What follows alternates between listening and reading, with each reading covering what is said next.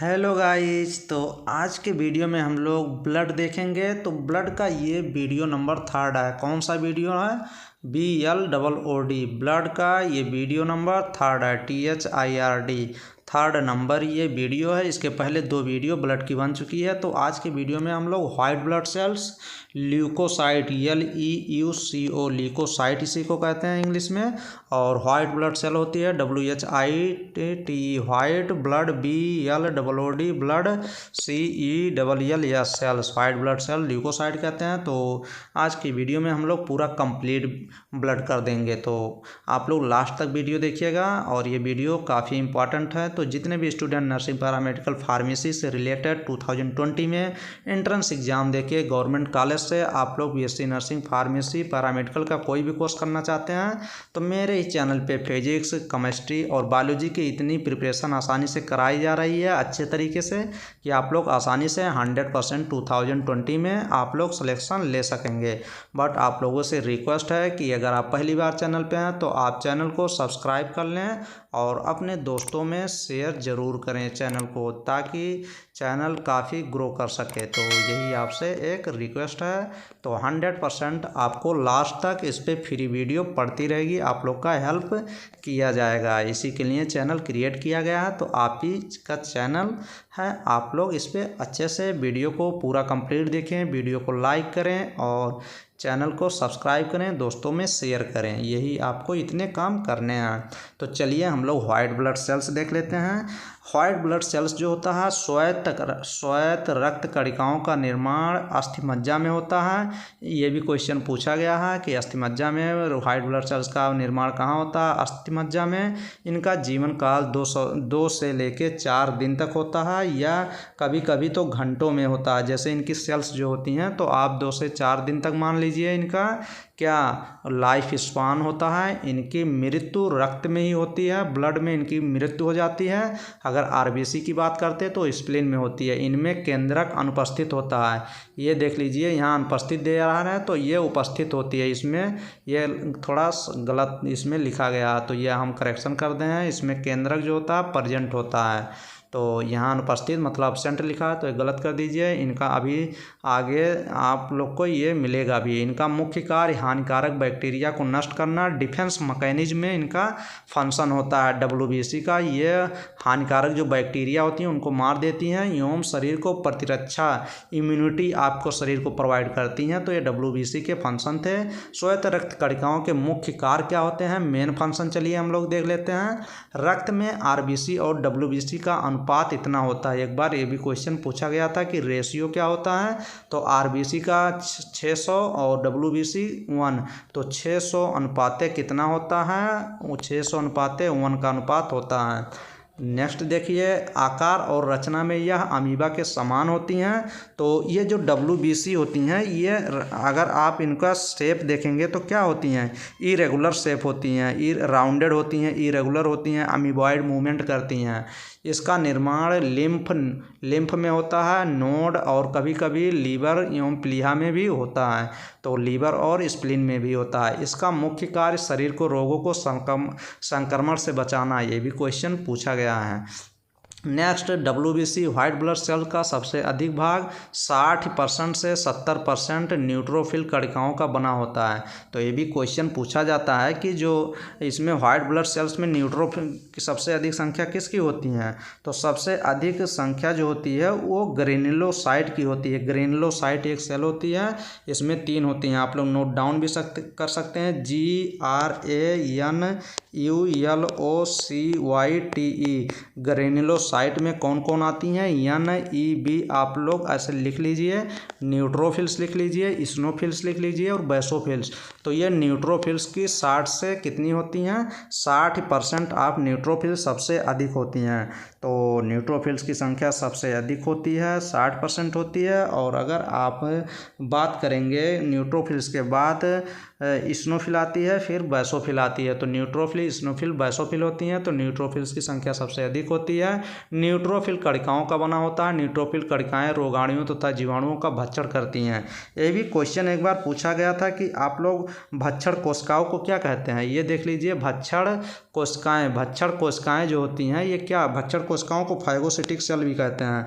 PHAGO फाइगोCYTIC फाइगोसिटिक sales भी कहते हैं। तो फाइगोसिटिक सेल्स कौन कौन होती हैं आप लोग नोट डाउन कर लीजिए। फाइगोसिटिक वो सेल होती हैं जैसे कोई सेल मर गई या फिर फॉरेन पार्टिकल आ गए तो उनको भक्षण कर लेती हैं, खा लेती हैं। तो ये होती हैं न्यूट्रोफिल्स होती हैं, NUTRO न्यूट्रो, PHILS न्यूट्रोफिल्स आप लोग नोट डाउन कर लीजिए। और आप एक मोनोसाइट लिख लीजिए, MONO मोनोसाइट, ये भी ब्लड वाइट ब्लड सेल्स ही हैं। मोनोसाइट दोनों क्या हैं, CYTE लिख लीजिए। मोनोसाइट और न्यूट्रोफिल्स फाइगोसिटिक सेल्स होती हैं। नेक्स्ट, अंग तंतु जीवाणुओं का भक्षण करती हैं, प्रतिपिंडों की रचना करती हैं। हिपैरिन उत्पन्न कर रुधिर वाहिकाओं में ये रुधिर को जमने से रोकती हैं।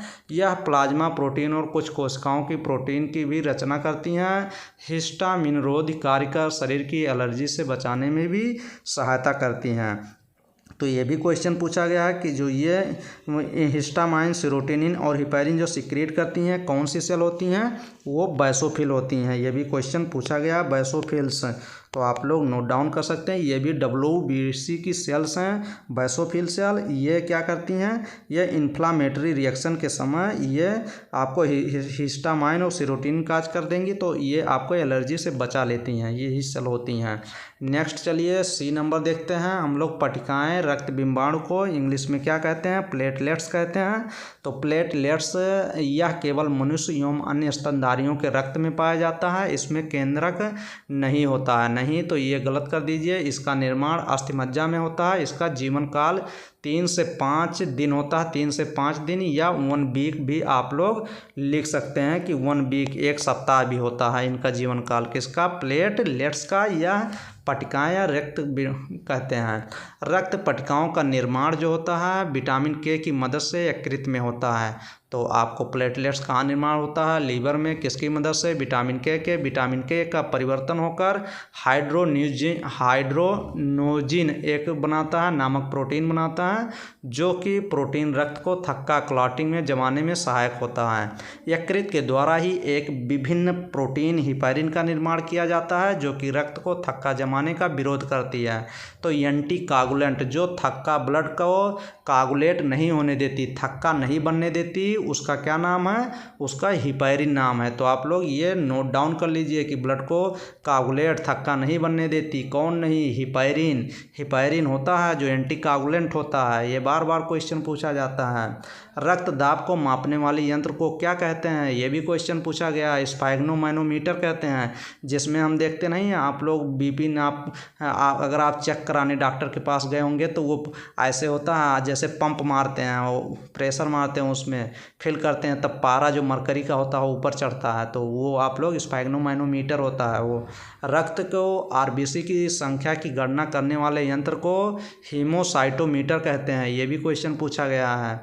RBC में उपस्थित आयरन को, ये भी क्वेश्चन पूछा गया है कि आयरन में जो RBC में उपस्थित होता है वो क्या होता है, वो आयरन होता है, उसको हीमेटिन कहा जाता है। यह भी क्वेश्चन पूछा गया कि अगर आपको डेंगू ज्वर के कारण मानव शरीर में क्या कमी होता है, तो प्लेटलेट्स की संख्या कम हो जाती है। नेक्स्ट, रुधिर के चारों वर्गों के साथ एंटीजन का ये देख लेते हैं। यहाँ से भी क्वेश्चन पूछे जाते हैं, बार बार क्वेश्चन पूछे जाते हैं।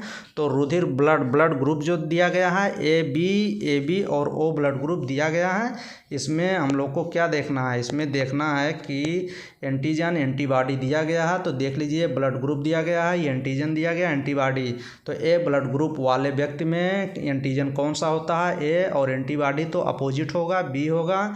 और B ब्लड ग्रुप वालों में एंटीजन तो सेम होगा, B होगा, बट एंटीबॉडी अपोजिट होता है, A। और AB ब्लड ग्रुप में एंटीजन जो होता है ये होता है, B होता है। और ये क्वेश्चन बार बार पूछा जाता है कि AB ब्लड ग्रुप में क्या एब्सेंट होता है, तो एंटीबॉडी अब्सेंट होती है। ये आप लोग देख लीजिएगा कि ये पूछता है ए बी ब्लड ग्रुप में एंटीबॉडी अब्सेंट होती है कि प्रेजेंट होती है, तो अब्सेंट होती है। और ये भी क्वेश्चन पूछता है कि ओ ब्लड ग्रुप वाले व्यक्ति में क्या अब्सेंट होती है, तो एंटीजन नहीं पाया जाता। ये क्वेश्चन बार बार पूछा जाता है। किसी एंटीजन की अनुपस्थिति में एक विपरीत प्रकार की प्रोटीन रुधिर प्लाज्मा में पाई जाती है, इसको एंटीबॉडी कहते हैं। यह भी 2 प्रकार की होती है। तो एंटीबॉडी तो 2 ही प्रकार की होती है ना, या एंटी बी होगी या एंटी बी होगी। तो एंटीबॉडी ए होगी, एंटीबॉडी बी होगी, तो ये भी सही है। ब्लड ट्रांसफ्यूजन, जब हम लोग ब्लड डोनेट करते हैं, ब्लड दूसरे व्यक्ति में, एक व्यक्ति का ब्लड दूसरे व्यक्ति के शरीर में क्या ट्रांसफ्यूज किया जाता है, डोनेट किया जाता है, चढ़ाया जाता है, तो इसके बारे में ये देख लीजिए। एंटीजन ए एवं एंटीबॉडी ए, एंटीजन बी एवं एंटीबॉडी बी एक साथ नहीं रह सकते। एंटीजन ए वाले में एंटीबॉडी बी होनी चाहिए, तो यहाँ तो ए दिया है, ये सही बात है। ऐसा होने पर आपस में मिलकर अत्यधिक चिपचिपे हो जाते हैं, जिससे रक्त नष्ट हो जाता है। इससे रक्त का अभिलेषण, मिसमैचिंग या क्लैंपिंग हो जाती है, नष्ट हो जाते हैं। अतः रक्त आधान में एंटीजन एवं एंटीबॉडी का ऐसा तालमेल करना चाहिए जिससे रक्त का अभिलेषण ना हो सके। ये देख लीजिए, ओ पॉजिटिव इस ब्लड ग्रुप वाले उन सभी को रक्त दे सकते हैं जिनका ब्लड ग्रुप पॉजिटिव है। तो ये तो क्वेश्चन पूछा भी गया था एक बार, जिनका ब्लड ग्रुप पॉजिटिव है उन्हीं को ओ पॉजिटिव वाले दे पाएंगे। ओ पॉजिटिव ओ निगेटिव से रक्त ले सकता है। तो ये एक हम बना दे रहे हैं, आप लोग एक ऐसे बना लीजिए, O blood group O negative कर दीजिए, फिर यहाँ से एक तीर निकालिए, यहाँ से एक तीर, यहाँ से एक तीर निकाल लीजिए, यहाँ पे ए ब्लड ग्रुप लिख दीजिए, यहाँ पे ए बी ब्लड ग्रुप लिख लीजिए और यहाँ पे बी ब्लड ग्रुप लिख लीजिए। तो देख लीजिए, ओ निगेटिव वाला किसको ब्लड दे रहा है, ए को दे रहा है, ए ब्लड ग्रुप वाले को। ओ निगेटिव वाला ए बी को दे रहा है और ओ निगेटिव वाला बी ब्लड ग्रुप वाले को ब्लड दे सकता है।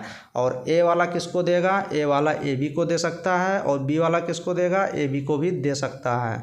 तो ये आप लोग को समझ में आ गया होगा, क्योंकि ए बी सभी से लेता है, क्योंकि यूनिवर्सल रिसिपिएंट होगा। देख लीजिए, ये ओ निगेटिव से भी ले रहा है, ए से भी ले रहा है और बी से भी ले रहा है। तो ओ ए बी सबसे ले रहा है, ए ओनली ओ से ले रहा है और बी ओ से ले रहा है। तो ये आप लोग को समझ में आ गया होगा। अगर आपको ये समझ में आ गया होगा तो कभी क्वेश्चन आप लोग गलत नहीं करेंगे। ये देख लीजिए, ओ निगेटिव, ये इम्पॉर्टेंट है। ओ निगेटिव ब्लड ग्रुप वाले लोगों को यूनिवर्सल डोनर कहा जाता है। बार बार ये क्वेश्चन पूछा जाता है, ओ पॉजिटिव देता है, ओ निगेटिव देता है, तो हम लोग ओ पॉजिटिव लगा देते हैं, ओ निगेटिव लगाना है। ओ निगेटिव वाले ब्लड ग्रुप वाले लोगों को यूनिवर्सल डोनर कहा जाता है। इस ग्रुप के लोगों हर किसी को रक्त दे सकते हैं। इसके अलावा ये केवल ओ निगेटिव ग्रुप से ही ब्लड ले सकते हैं। ओ निगेटिव वाला ब्लड ग्रुप तो सबको दे सकता है, ओ निगेटिव ब्लड ग्रुप जिसका रहेगा, मगर उसको अगर जब ब्लड लेना होगा तो only O negative blood group वाले व्यक्ति को खोजना पड़ेगा, तभी उसको ब्लड चढ़ पाएगी, शरीर में डोनेट हो पाएगी, ट्रांसफ्यूज हो पाएगी। ए बी पॉजिटिव ग्रुप वालों को रक्त दे सकते हैं। तो वो मैंने जो बना दिया ना, आप लोग वो बना लेंगे तो क्वेश्चन आएगा तो आप लोग सॉल्व कर पाएंगे। ए बी पॉजिटिव वाले ग्रुप वाले ए बी पॉजिटिव को रक्त दे सकते हैं ओनली। तो ये देख लीजिएगा, क्योंकि ये यूनिवर्सल डोनर होता है, ये सबसे लेता है, ये देता नहीं है। सिर्फ ए बी पॉजिटिव जिसका ब्लड ग्रुप मान लीजिए ए बी पॉजिटिव है, तो ए बी पॉजिटिव वाले को ही ये पॉजिटिव को रक्त दे सकता है। आरएच कारक, आरएच फैक्टर, चलिए हम लोग देख लेते हैं। आरएच फैक्टर भी इम्पॉर्टेंट होता है। आरएच फैक्टर क्या होते हैं? लैंड स्टीनर और बीनर ने रुधिर में एक अन्य प्रकार के एंटीजन का पता लगाया। उन्होंने रीसस, एक बंदर होते हैं, रीसस बंदर होते हैं, उन्हीं में ये आरएच फैक्टर का पता लगाया था। डोमिनेंट फैक्टर ये होते हैं, आरएच फैक्टर होते हैं जो डिफेंस में वर्क करते हैं। ये देख लीजिए, इस तत्व का पता लगा, इसलिए इसे आरएच फैक्टर कहते हैं। जिन व्यक्तियों के रक्त में यह तत्व पाया जाता है उनका रक्त आरएच सहित आरएच पॉजिटिव कहलाता है, तथा जिनमें नहीं पाया जाता उन व्यक्ति का रक्त आरएच निगेटिव कहलाता है। रक्त आदान मतलब डोनेट करते समय रक्त के समय आरएच फैक्टर की भी जाँच की जाती है। आरएच पॉजिटिव को आरएच पॉजिटिव और आरएच निगेटिव को आरएच निगेटिव का रक्त ही दिया जाता है। जाता है, डोनेट किया जाता है। यदि RH पॉजिटिव रक्त वर्ग का रक्त RH निगेटिव रक्त वर्ग वाले व्यक्ति को दिया जाता है तो प्रथम बार कम मात्रा होने के कारण कोई प्रभाव नहीं पड़ता, किंतु जब दूसरी बार इसी ऐसे ही किया जाता है तो फिर RH निगेटिव, ये देख लीजिए किसकी मृत्यु होती है, RH निगेटिव वाले व्यक्ति की मृत्यु हो जाती है। पहली बार तो कोई नहीं इफेक्ट करेगा, बस दूसरी बार उसका एंटीजन एंटीबॉडी बना लेता है ना, इसीलिए। तो हीमोग्लोबिन के बारे में चलिए पढ़ लेते हैं। एक बार क्वेश्चन ये पूछा गया था कि मान लीजिए एरिथ्रोब्लास्टिक फिटैलिस उसी को कहते हैं, जब मान लीजिए किसी प्रेग्नेंट वुमेन में एक बच्चा फर्स्ट चाइल्ड दे रहा है तो ये क्वेश्चन डायरेक्ट आप लोग को हम बता दे रहे हैं कौन सा पूछा जाता है। ERYTHRO ERITHROBLASTOSIS erythroblastic fetalis FOETALIS। Erythroblastic fetalis का मतलब होता है इसमें जो आपका जो प्रेग्नेंट वुमेन में जो बच्चा होता है वो एक्सपायर कर जाता है, मर जाता है। कब? फर्स्ट पहला बच्चा तो एक्सपायर नहीं करेगा। एरिथ्रोब्लास्टिक फिटैलिस का मतलब होता है इसमें क्या होता है, एरिथ्रोब्लास्टिक फिटैलिस में इसमें जो RH निगेटिव मदर होती है, यही क्वेश्चन पूछा जाता है कि RH निगेटिव कौन होता है, तो मदर RH निगेटिव होती है। और RH पॉजिटिव जो होता है ये कौन होता है, ये फीटस होता है। FO, ये देख लीजिए फीटस की स्पेलिंग यहाँ लिखे हैं, FO। RH पॉजिटिव कौन होता है, तो फीटस होता है, गर्भावस्था होता है। और RH निगेटिव मदर होती है, यही क्वेश्चन पूछा जाता है। चलिए हीमोग्लोबिन देख लेते हैं क्या होती है। लाल रुधिर कणिकाओं में हीमोग्लोबिन रहता है जिसके कारण रुधिर लाल दिखाई देता है। तो ये भी क्वेश्चन पूछा ही जाता है कि रुधिर लाल किसके कारण दिखाई देता है, तो हीमोग्लोबिन की वजह से ब्लड का रंग लाल होता है। बार बार क्वेश्चन पूछा जाता है। हीमोग्लोबिन और यह हीमेटिन बना होता है। ग्लोबिन एक प्रकार का प्रोटीन है, हीमेटिन के अंदर लोहा रहता है। हीमोग्लोबिन ही ऑक्सीजन का अवशोषण करता है और उसको रक्त द्वारा सारे शरीर में पहुंचाता है। रुधिर में हीमोग्लोबिन की मात्रा 14.5 ग्राम प्रतिशत है, ये भी क्वेश्चन पूछा गया है। अनेक रोगों में इसकी मात्रा कम से कम हो जाती है। इसमें लोहा रहता है। इसमें 4 पिरोल समूह रहते हैं जो क्लोरोफिल से समानता रखते हैं। इसका ये जानते हैं कहने का मतलब क्या है? इसका कहने का मतलब यह है कि बीच में आयरन होता है और इससे क्या होती है 4 रिंग जुड़ी हुई होती है और इसी को पोरफायरिन रिंग कहते हैं। तो हीमोग्लोबिन ही होती है कि पोरफायरिन रिंग बनाती है, ये भी क्वेश्चन पूछा गया। PORPHYRIN पोरफायरिन रिंग बनाती है, ये भी क्वेश्चन पूछा ही गया है। तो आयरन होता है, तो यही ये कह रहा है। रुधिर परीक्षा के लिए वयस्क व्यक्ति की उंगली से या सिरा से रुधिर निकाला जाता है। रुधिर को जमने से बचाने के लिए स्कंद प्रतिरोधी पदार्थ डालते हैं। इसके लिए प्रायः अमोनिया और पोटेशियम ऑक्सलेट प्रयुक्त किए जाते हैं, ये भी क्वेश्चन पूछा ही गया है। क्या यूज किए जाते हैं? अमोनियम और पोटेशियम ऑक्सलेट प्रयुक्त किए जाते हैं। जैसे मान लीजिए रुधिर आपका कहीं चेक होने जाना है, ब्लड मान लीजिए आपको डायबिटीज़ है और चेक कराना है, तो जिसमें रखते हैं उसमें अमोनियम और पोटेशियम ऑक्सलेट प्रेजेंट होता है। वो अलग अलग वाइबल आती है, मतलब ट्यूब आती है, उसी में ब्लड डाल देते हैं, उसमें पहले से ये सब प्रेजेंट होती है। ये भी क्वेश्चन पूछा गया, आप लोग यही देख लीजिए। अमोनियम और पोटेशियम ऑक्सलेट होता है। डबल ऑक्सलेट रुधिर को लेकर अपकेंद्रित में रखकर आधे घंटे तक घुमाते हैं। रुधिर का कोशिका युक्त अंश तल में बैठ जाता है और तरल अंश ऊपर रहता है, यही तरल अंश प्लाज्मा होता है। तो प्लाज्मा नीचे आपका बैठ जाएगा आसानी से, यही तरल अंश प्लाज्मा होता है। और लिक्विड फॉर्म में वो जब मिलता है पोटेशियम ऑक्सलेट। एरिथ्रोब्लास्टिक फिटैलिस, चलिए देख लेते हैं। ये आपका आ गया। एरिथ्रोब्लास्टिक फिटैलिस का मीन्स क्या होता है? इसमें पिता का रंग RH पॉजिटिव होता है। रक्त जो होता है ब्लड, रंग नहीं रक्त, जो ब्लड होता है RH पॉजिटिव पिता होता है और माता RH निगेटिव होती है। और ये एरिथ्रोब्लास्टिक फिटैलिस होती है। इसमें सेकंड जब आपका मतलब सेकंड लड़का जब होता है तो वो डेड कर जाता है, मृत्यु हो जाती है। ये देख लीजिए लिखा भी है। शिशु की जन्म से पहले गर्भावस्था में या जन्म के तुरंत बाद मृत्यु हो जाती है सेकंड वाले बच्चे की। ऐसा प्रथम संतान के बाद प्रथम संतान जब हो जाता है दूसरे संतान में ऐसा एरिथ्रोब्लास्टिक फिटैलिस काज होती है। यही क्वेश्चन पूछा जाता है। तो ये देख लीजिए रक्त का परिपथ क्या होता है, रक्त कैसे परिसंचरण होता है, कैसे सर्कुलेट होता है। तो विभिन्न अंग में कैसे जाएगा, विभिन्न अंग में बायां अलिंद जो होता है, लेफ्ट वेंट्रिकल जो होती है वही पंप करती है, दाहिनी महाधमनी में जाएगा, फिर बायां निलय में जाएगा, फिर विभिन्न धमनियों में जाएगी, फिर छोटी धमनियों में जाएगी, फिर छोटी कोशिकाओं धमनी कोशिकाओं में जाएगी, फिर अंग में जाएगा, फिर अग्र एवं पश्चिम महाशिरा में जाएगा, फिर दाहिना अलिंद में जाएगी जो आपकी दाहिना में तो राइट आर्टरिया में जाएगी, फिर राइट वेंट्रिकल में जाएगी, फिर पल्मोनरी धमनी में फेफड़ा में जाएगी, पल्मोनरी आर्टरी के थ्रू जाएगी, किसमें फेफड़ा में जाएगी, लंग्स में जाएगी, फिर लंग्स से पल्मोनरी सिरा पल्मोनरी वेन जो होती है वो लेफ्ट आपको लेफ्ट आर्टरिया में लेके आएगी बायां अलिंद में। तो ये आप लोग पूरा देख सकते हैं और स्क्रीनशॉट ले सकते हैं, लिख भी सकते हैं, नोट डाउन भी कर सकते हैं।